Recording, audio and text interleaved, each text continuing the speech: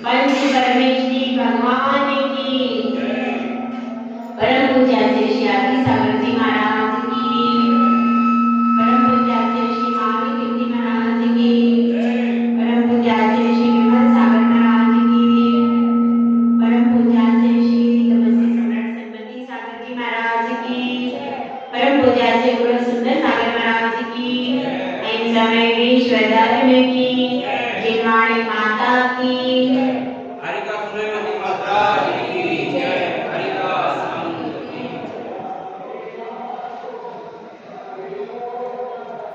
प्रशंसा और प्रेरणा दो ऐसी चीजें हैं कि जो व्यक्ति को हर समय आगे बढ़ाती है।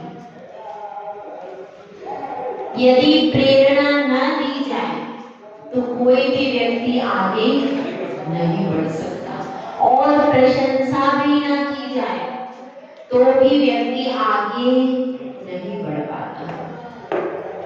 अब जैसे कोई व्यक्ति है, उसने नया नया शोरूम खोला, और उसकी अभी आमदनी बहुत ज्यादा नहीं है, नया नया शुरू किया, और आपने जाकर के दे दिया, अरे क्या है, कहाँ तुमने ये खोल दिया, ये तो है ना आउट ऑफ एरिया है, यहाँ तो देखो कोई आता जाता नहीं है, और ये पर्दे भी अच्छे नहीं लग रहे, ये फर्नीचर भी खराब है, क्या होगा तुम्हारा, क्या होगा उसको?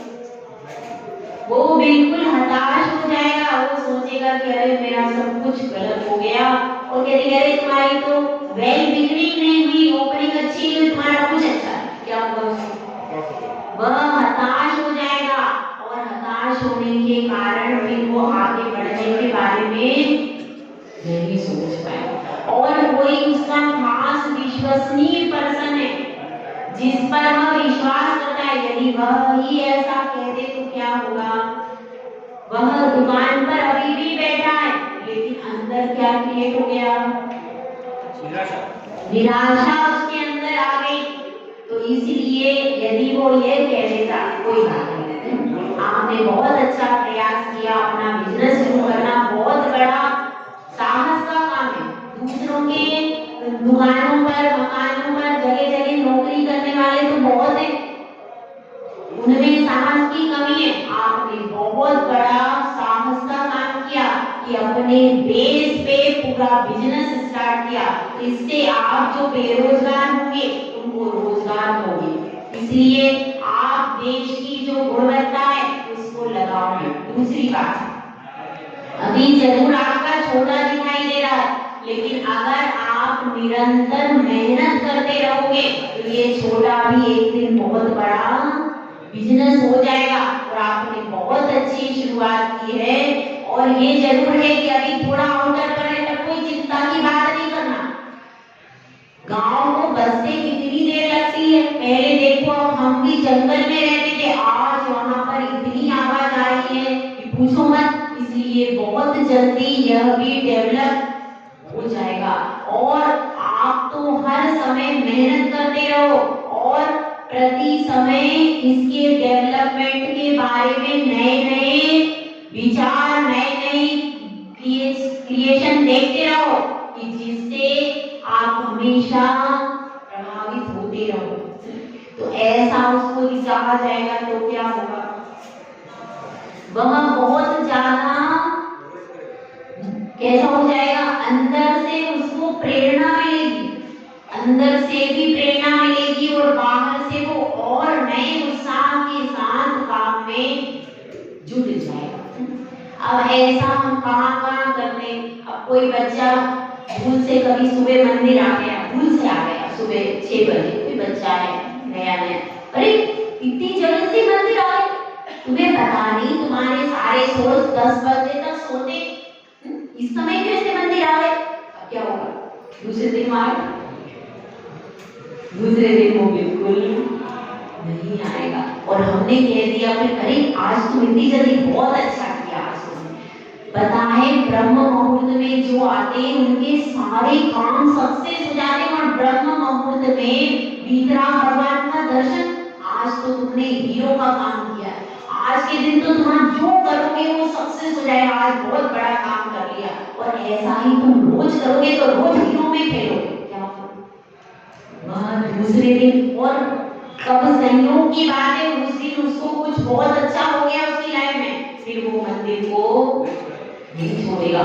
और ये बात बिल्कुल सही है कि आप पहले यदि वीतराग के दर्शन करते हैं तो बहुत सारे पापों का यहीं पर उपशम हो जाता है, बहुत सारे अशुभ कर्म आकर के रुक जाते हैं। तो ऐसा यदि वो रेगुलर आने लगेगा तो उसके जीवन में भी किसका प्रभाव हो जाएगा, प्रेरणा का प्रभाव हो जाएगा।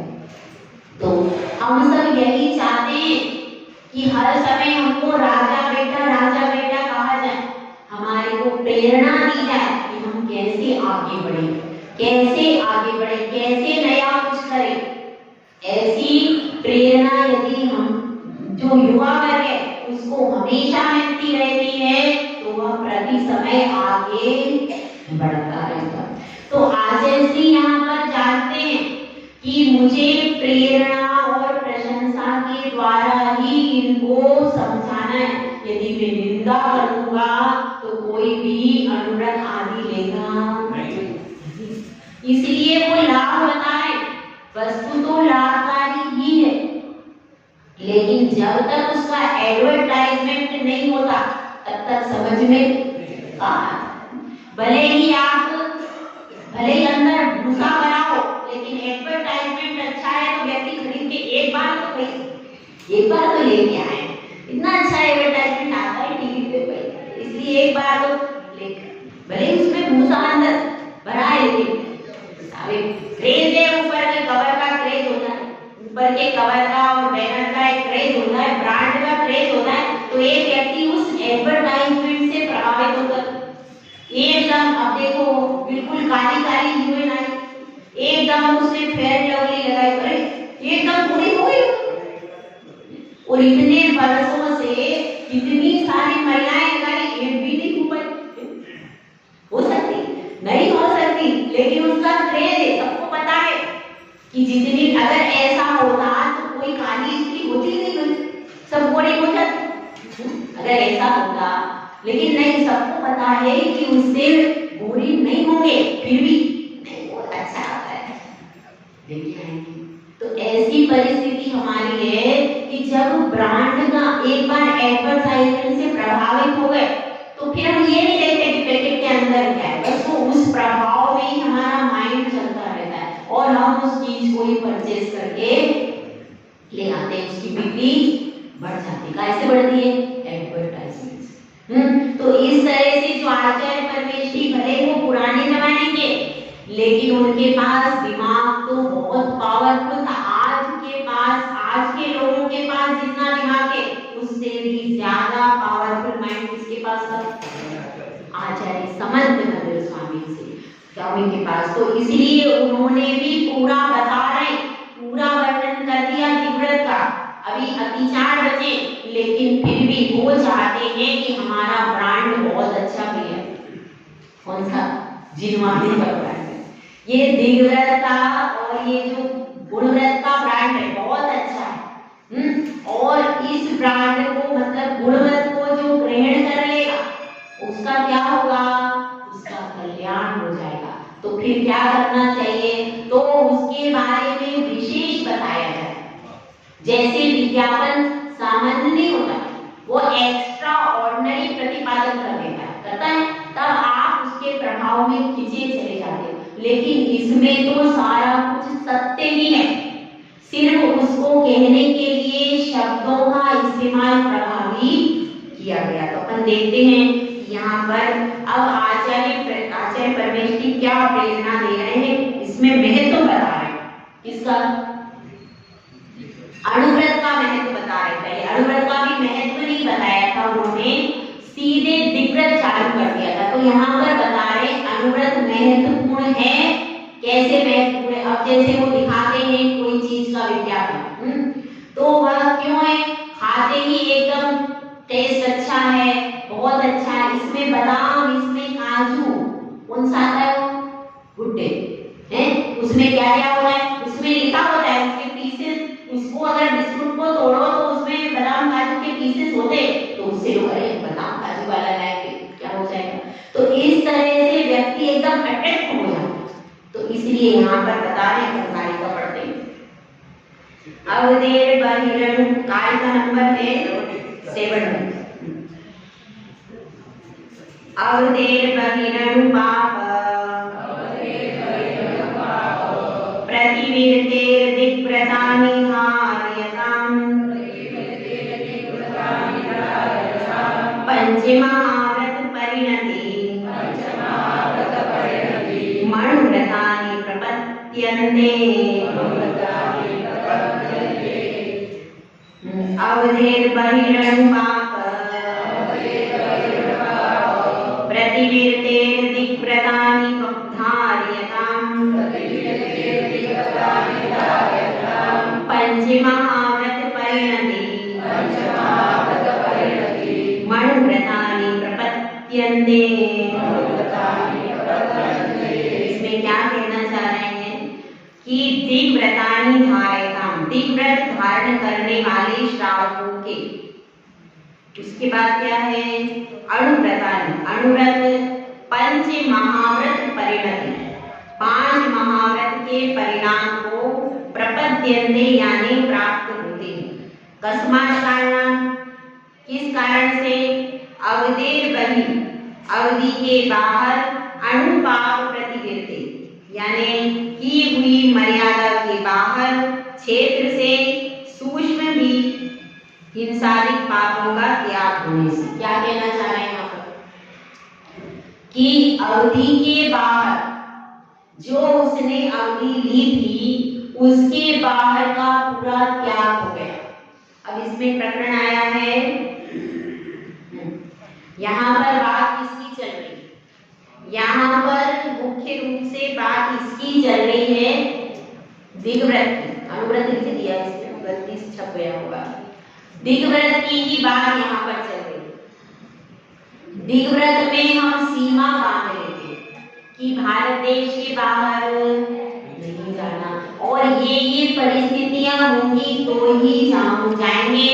ये परिस्थिति यदि नहीं हुई तो हमारा पूरा त्याग भारत के बाहर है। मैंने बताया कि ना कल आपको, तीर्थ यात्रा है, स्वयं का इलाज है, अपने संबंधी के लिए जा सकते हैं, अथवा और क्या बताया था, बच्चे बाहर हो वो बता के अपने संबंधी का।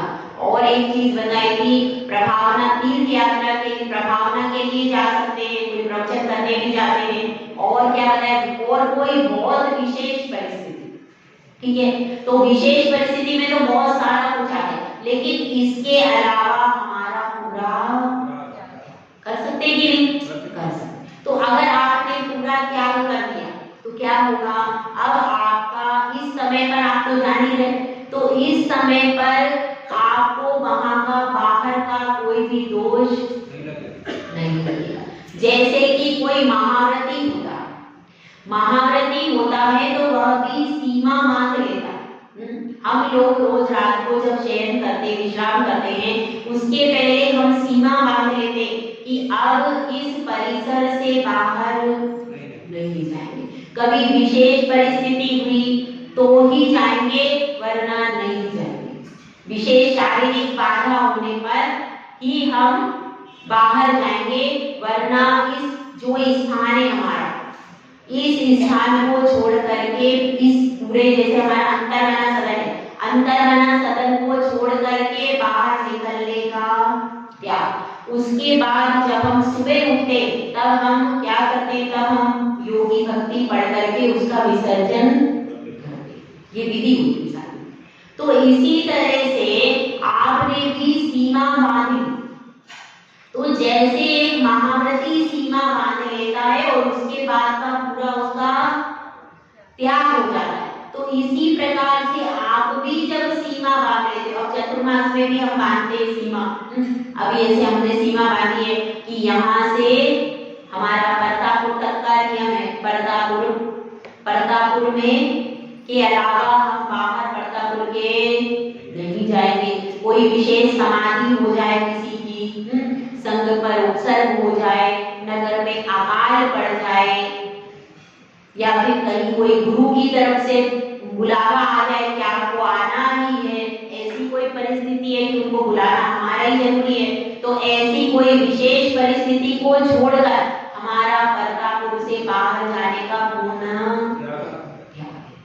तो जैसे हमारा यहाँ पर हो गया, वैसे ही यदि आप भारत देश का भी कर लेते, जैसे हमारा तो भारत देश को छोड़कर बाहर जाने का पूरा ही ध्यान, हम तो जाएंगे ही नहीं, कोई मतलब नहीं, हमारा तो कोई मतलब नहीं। लेकिन फिर भी यदि आप इतना भी कर लेते हो, 4-5 ऑप्शन रख करके भी यदि त्याग कर लेते हो, तो जब तक उन ऑप्शन को आप यूज नहीं करते तब तक तो आपका पूरा ही त्याग है कि नहीं। अब हमको भी इसलिए रखना पड़ता है कि अपन नियम ले लो कि अपना पूरा त्याग भी कहीं कोई किसी की समाधि का प्रकरण आ जाए, गुरु की तरफ से बुलावा आ जाए, कोई परिस्थिति ऐसी हो जाए, नगर में आकाश दुर्भिक्ष कोई भी परिस्थिति घटे, सूतक पातक हो गया, कोई विशेष घटना, तो फिर हमको संयम जरूरी है कि अपना यह जो मर्यादा की है वो जरूरी है, संयम ज्यादा जरूरी। तो इसलिए उस संयम की परिपालना के लिए हमको निर्णय लेने का अधिकार आचार्य परमेश्वरी ने दिया। तो इसी तरह से आपने भी इसलिए यहाँ पर महाव्रत के तुल्य कह दिया। महाव्रत के तुल्य क्यों कह दिया? मेरा राजा बेटा है उसको। अभी यहाँ पर पहले भी कह दिया था कि गृहस्थ भी मोक्ष मार्ग में स्थित है। कौन सा गृहस्थ? जिसने मिथ्यात्व का त्याग कर दिया, ऐसा कहा था। तो वहां पर भी आपको राजा बेटा बनाया था।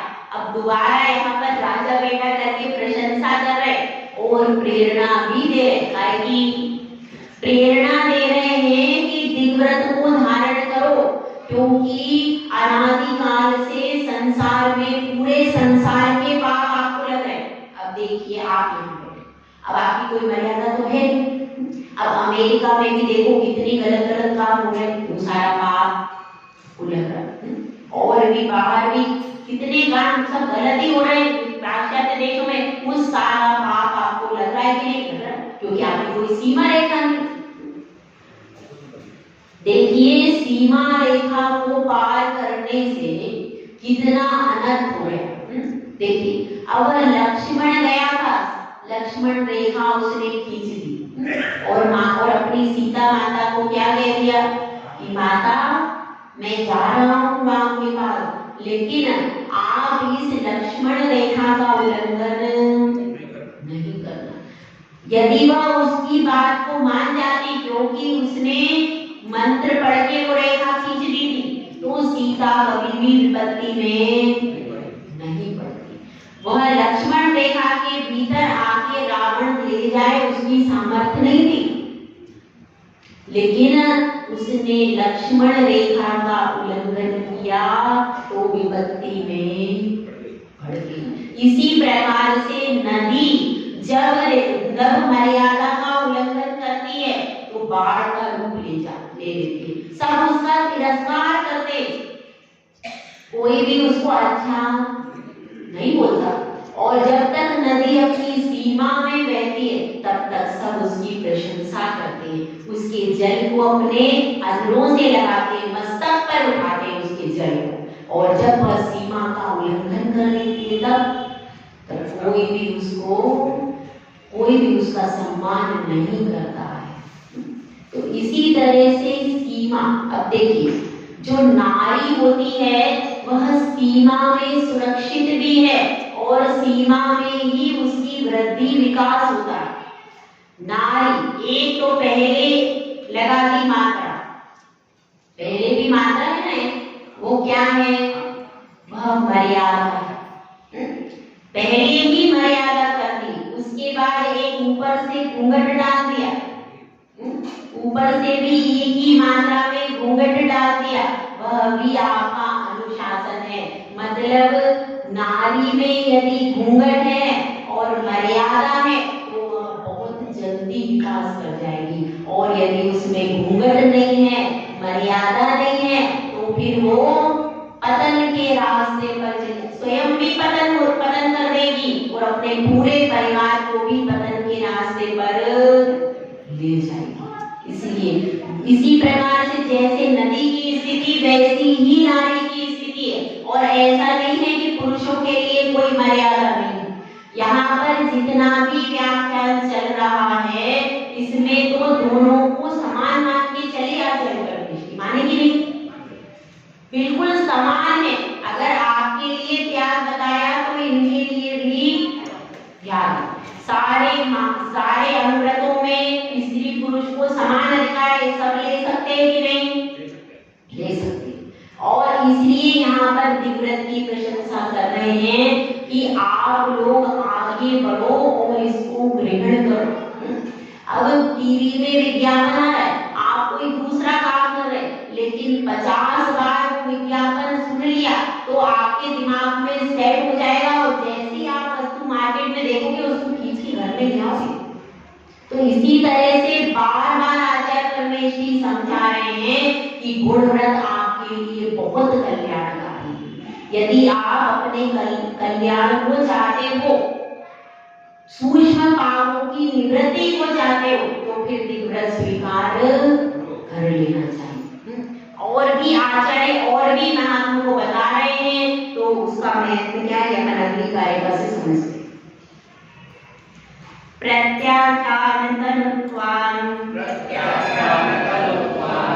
मंदतराचरण मोह परिणामा सत्वेन दुःखधारा महाव्रताय प्रकल्प्यन्ते। अब इसमें क्या कह रहे हैं? प्रत्याख्यान तनुत्वा, इसका अर्थ क्या है? प्रत्याख्यानावरण कषाय का मंद उदय होने से और चरण मोह परिणाम मंदता, चारित्र मोहनी कर्म के परिणाम भी कैसे हो जाते हैं? मंद हो जाते हैं। फिर क्या होता है? ते सत्वेन दुःखदारा, वे विद्यमान है ऐसा बड़ी कठिनता से निश्चय किया जाता है। वे चारित्र मोह रूप परिणाम ही महाव्रताय प्रकल्पन्ते, महाव्रत के लिए कल्पना किए जाते हैं। अब क्या बात यहाँ पर चल रही है कि जब कोई व्यक्ति महाव्रती बनने के लिए आता है तो उसके पास कौन सी कषाय होगी? इतना अपन समझ के चलेंगे कि वो सम्यक दृष्टि तो होगा ही होगा। जो मिथ्या दृष्टि है, मतलब अन्य देवी देवताओं को पूछता है, उसका तो कहाँ कोई रोल ही नहीं। तो कम से कम व्यवहार सम्यक दृष्टि तो होना ही चाहिए। अब निश्चय का तो नहीं भी कहे, पर व्यवहार सम्यक दृष्टि इतना तो मैं मान के ही चलो। तो व्यवहार सम्यक दृष्टि है। और सामान्यतः जो लोग दीक्षा लेते हैं वह ज्यादातर पंचगुण स्थानवर्ती हो जाते हैं। उनकी कुछ ना कुछ प्रतिमा आदि होती है। और ज्यादातर जो आचार्य भी हैं एकदम से चतुर्थ गुण स्थानवर्ती को दीक्षा नहीं देते, कुछ ना कुछ प्रतिमा आदि का पालन करा करके संघ में अभ्यास कराया जाता है। तो इतना समझ के चलो कि वह 5वें गुण स्थानवर्ती जीव है। पहले की बात और थी, क्योंकि पहले तो राजा विशेष बलशाली होते थे, तो तुरंत वो चतुर्थ से 7वें में चले जाते थे। लेकिन अब स्थिति वैसी नहीं। जो क्षत्रिय होता है उसमें विशेष बल होता है। ठीक है, तो अब क्या बात चल रही है कि एक व्यक्ति जब दीक्षा लेने आता है तो उसको प्रतिमा भी होती है। 2 से 7 प्रतिमा तक करा देते हैं आचार्य। आजकल जो प्रोसीजर वो यही है, 7 प्रतिमा तक हो जाती है। 7 प्रतिमा होने के बाद फिर उनको आगे आर्यिका दीक्षा या फिर मुनि दीक्षा दी जाती है। तो वह 7 प्रतिमाधारी श्रावक है। कौन से गुण स्थान का हुआ बताओ? 5वें में ही तो रहेगा। 7 प्रतिमाधारी जो वस्त्र सहित है वह 5वें तक तो रहेगा, और 7 प्रतिमाधारी श्रावक वस्त्र सहित ही तो रहेगा। तो वह 5वें गुण स्थानवर्ती है। अब 5वें गुण स्थान में कौन सी कषाय का उदय है? प्रत्याख्यानावरण कषाय का उदय है। तो यहाँ पर वही बात चल रही है कि प्रत्याख्यानावरण कषाय का उदय चल रहा है उसके, लेकिन जिस समय वह दीक्षा लेने जा रहा वहां पर चोक उड़ गया अब उसको बिठा दिया, अब उसके कैसे परिणाम बनेंगे? तीव्र कषाय के बनेंगे? नहीं बनेंगे, मंद कषाय हो जाएंगे उसके परिणाम। ठीक है, उसके उस समय मंद कषाय के परिणाम बन जाएंगे। और ऐसे ही जो जीव प्रतिमा आदि लेते हैं और अनुव्रत और गुणव्रतों का पालन करते, उनकी कषाय मंद हो जाती, उनकी कषाय तीव्र नहीं रहती, मंद हो जाती। और यदि कषाय तीव्र से तीव्रतम हो रही तो फिर अभी उसके अनुव्रत और गुणव्रत है ही नहीं।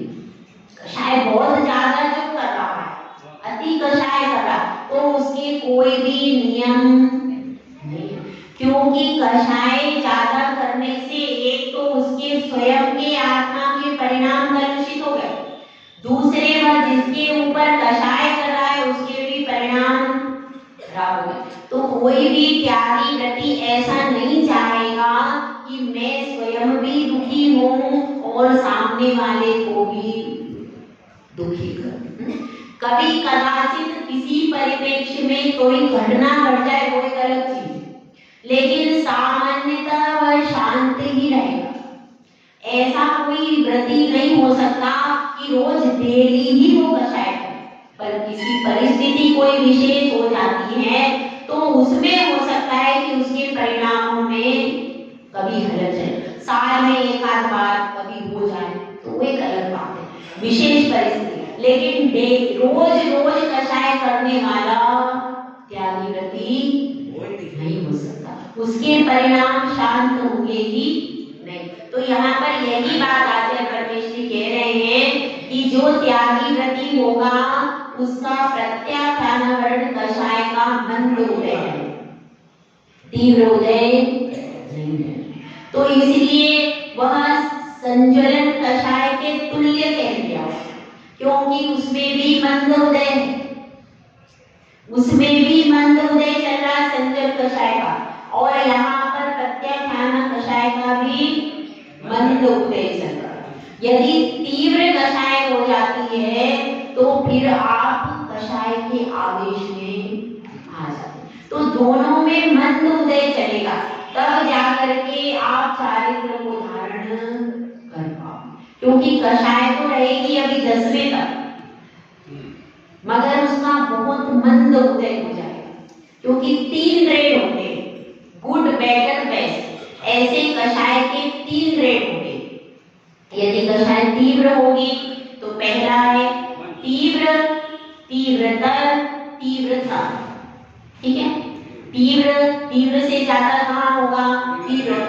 तीव्रता।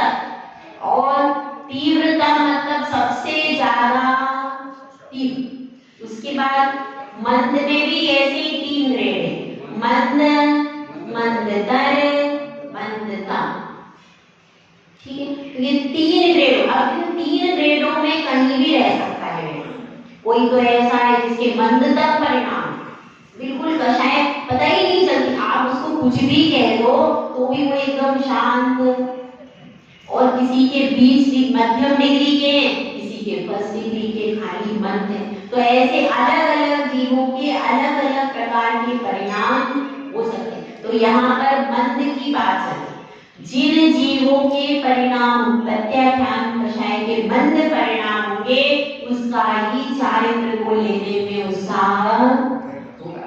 और क्योंकि यहाँ भी मंद उदय प्रत्याख्यान कषाय का और संचलन में भी मंद उदय, इसीलिए उससे तुलना कर दी कि जिस प्रकार से महाव्रत में मंद उदय है और ऐसे ही यहाँ भी मंद उदय, तो यह दोनों कैसे हो गए? मंद उदय के कारण आपको महाव्रत की कल्पना कर दी जाती है, अनुव्रत में भी गुणव्रत में भी महाव्रत की कल्पना कर दी गई। तो अपने को यह समझना है, इतना आचार्य श्री उठाने का प्रयास कर रहे कि श्रावक गिर नहीं जाए, वो हमेशा आगे बढ़ जाए। आगे बढ़ जाएगा तो उसका क्या हो जाएगा? ज्ञान हो जाएगा। वो ये नहीं सोचे ये तो अनुव्रत है, हम तो महाव्रत लेना चाहिए, तो अनुव्रत को भी लेकर के अपने उत्थान के पथ पर आगे बढ़ जाए, इसलिए आचार्य श्री यहाँ पर उसको मोटिवेट कर, प्रेरणा दे रहे, प्रशंसा कर रहे कि भाई तुम आगे बढ़ो, घबराओ मत। और इतना सा छोटा सा अनुव्रत भी यदि तुम अच्छे से निर्विचार पालन करोगे तो क्या होगा, यही इसका ही पुण्य इतना हो जाएगा कि एक दिन आपको महाव्रत मिल जाए। और हमने ले तो लिया और फिर पालन कुछ नहीं कर रहे तो क्या होगा, तो उसका कोई अर्थ नहीं। जो पालन करता है उसके ही अनुव्रत और गुणव्रत आदि माने जाएंगे। जिसने सिर्फ श्रीफल रख दिया, ले लिया और पालन कुछ भी नहीं कर रहा, प्रति समय कषाय कर रहा है और ना तो उसको विवेक नहीं है, ना तो पानी छानने का विवेक है, भोजन में कैसे करना कोई विवेक नहीं, ऐसे भी लोग हैं, तो उसका कोई नियम संयम नहीं। केवल लोक प्रशंसा के लिए उसने ले लिया, कहने के लिए, मगर पालन तो व्रत काय से माने जाएंगे, जो व्यवस्थित तरीके से पालन करेगा उसी के माने जाएंगे। जो पालन नहीं कर रहा है, सिर्फ श्रीफल रख करके ले आया, उसके लिए अनुव्रत आदि नहीं। तो इसमें दो प्रकार से आचार्य जी ने बताया है कि सारी दुख रूपी धारा, जो यहाँ पर ऐसा क्यों कहा गया कि महाव्रत जैसे कठिनता से पालन किए जाते तो श्रावक का व्रत भी कठिन है पालन करना। तो उस कठिनता को, महाव्रत तो कठिनता से पालन किए जाते हैं और इसी तरह से श्रावक का व्रत भी कैसा है, उसकी कल्पना कर दी इसमें। तो इतनी बड़ी बात है, आपको महाव्रती की कल्पना कर दी इसमें अनुव्रत। तो यह यहाँ पर आचार्य परमेश्वरी उसका बहुमान कर रहे हैं, उसको आगे बढ़ाने के लिए प्रेरणा दे रहे हैं कि आप आगे बढ़ो और यदि आज नहीं तो कल जिसने अनुव्रतों का अच्छे से पालन किया और उसकी प्रबल भावना है महाव्रत लेने की, तो इन्हीं अनुव्रतों के बल पर वह महाव्रत का पुण्य भी अर्जित कर लेगा। और जिसने ले लिया लेकिन पालन नहीं कर रहा, फिर वो कहता है मेरा तो पुण्य नहीं बढ़ा। तो भैया तुमने पालन कब किया?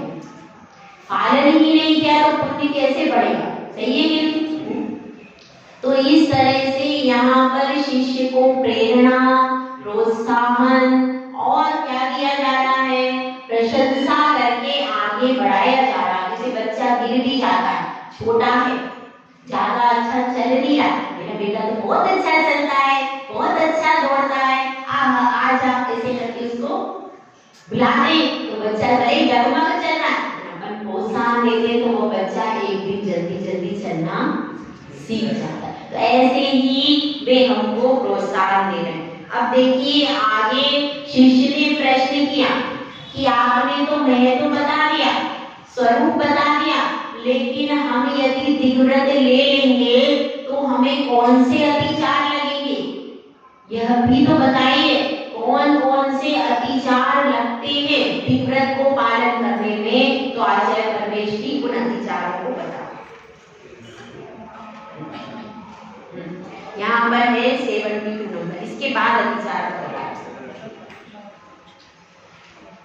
पंचानां पापानां हिंसादीनां मनोवचः काये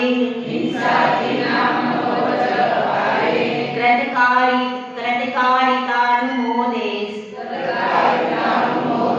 त्यागस्तु महाव्रतं महताम्।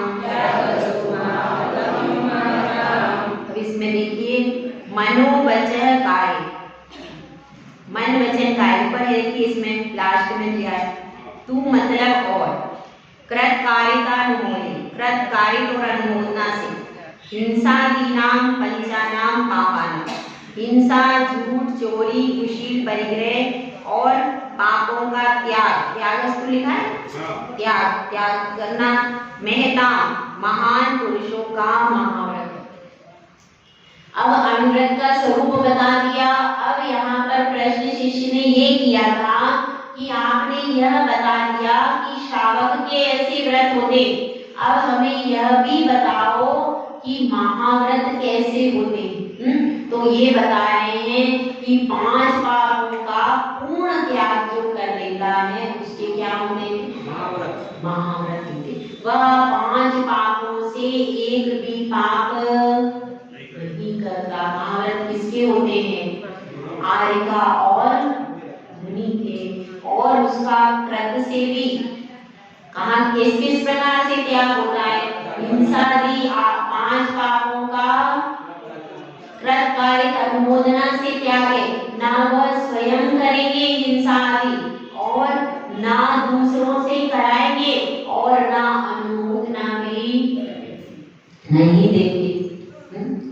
अब आप बताइए, कोई विवाह के लिए आ रहा है, माता जी आशीर्वाद दे दीजिए, हम बेटे की सगाई कर दी है, हम बेटे के विवाह कर रहे हैं, आप आशीर्वाद दे दीजिए। तो हमको क्या करना चाहिए?